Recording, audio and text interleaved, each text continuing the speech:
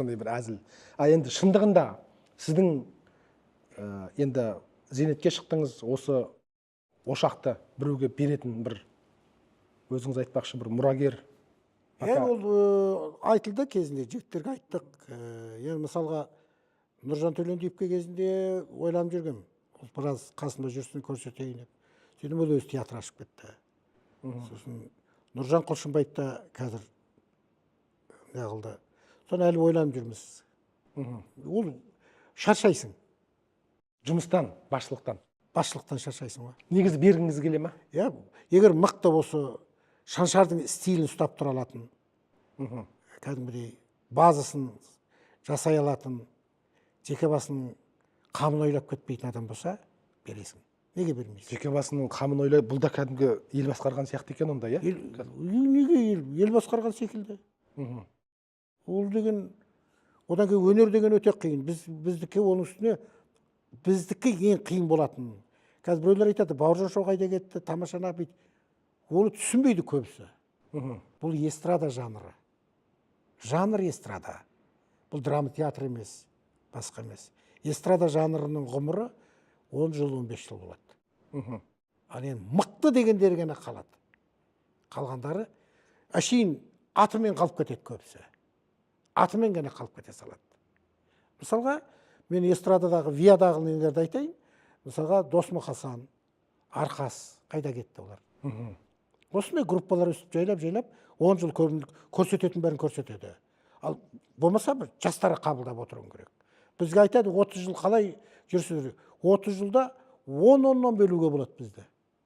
Бастапқы 10 жыл Жүсіп екеумізбен қасымызда Алма, Аймандардың жүрген кезі. Екінші 10 жылдық мынау Нұржан Төлендиев, Жұлдызайлардың жүрген кездері. Үшінші 10 жылдық кейінгіде Ғалымжан, Дәурен Абиев деген балдар болды біздің қастарымызда. Міне осылардың жүрген жерлері. Осылай істенеді.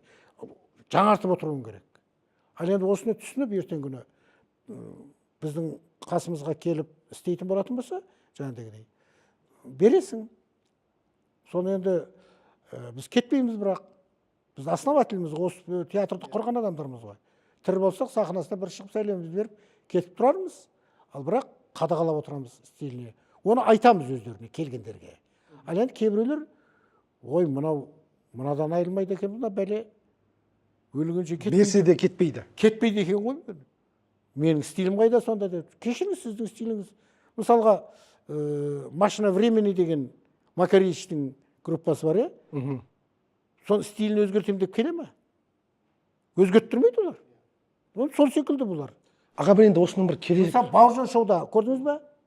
Жастар келу керек еді. Жастар болмай қалды. Осындай болады. Оны түсіну керек адамдар. Бұлай болу мүмкін ба? Енді қазір өткенде өзіңізде бір айтып қалған секілдісіз. Қазіргі Шаншар кішкене қартайып бара ма деген сондай бір сұрақ бар. Оның себебі негізгі құрушы Жүкен екеуіңіздің жасыңыз ұлғайғаннан емес. Мына көрермендер, қазіргі жастар бір жылт еткен қызыққа, арзан күлкіге әуес. Оларға басқа қызық керек. Енді сонда ойласақ, бір белгілі бір орта деңгейден мүмкін 40-тан кейінгілер көреді.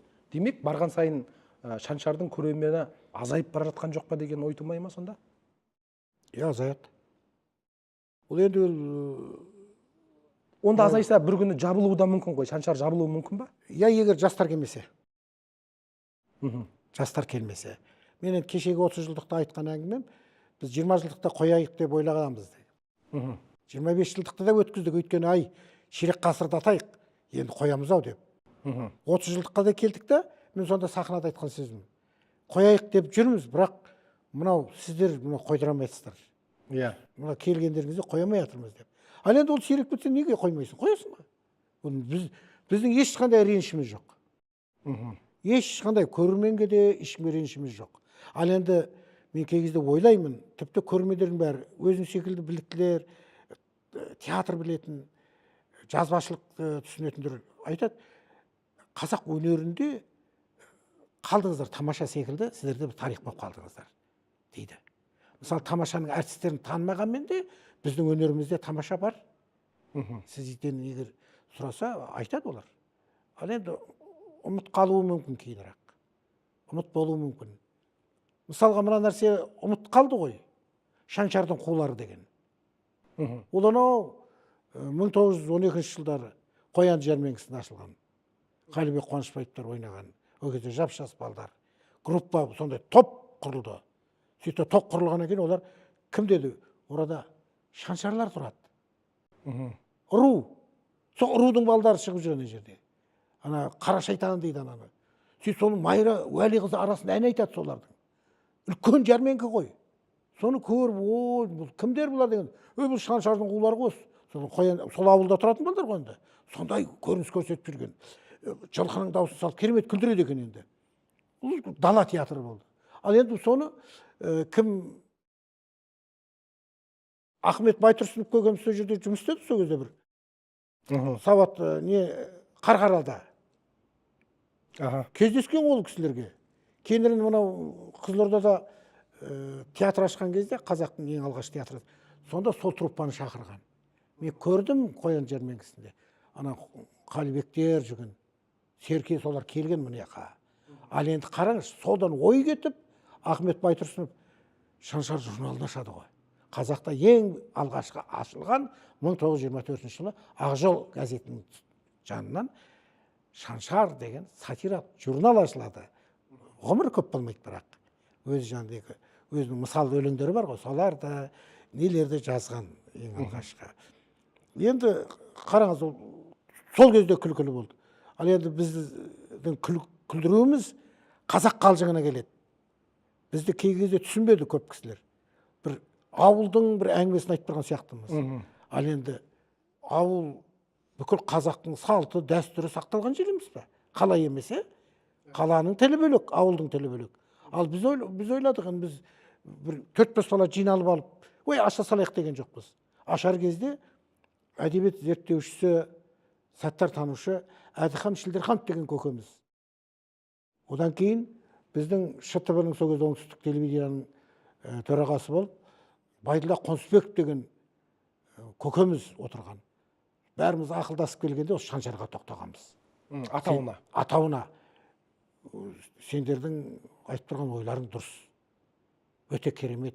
Тілдерің де сол қазақи, таза қазақи қалжың. Осыны бүлдіріп алмаңдар дейтін. Енді ақыр деп. Аға жаңа айттыңыз ғой, негізі қала мен ауылдың тілі бөлек деп.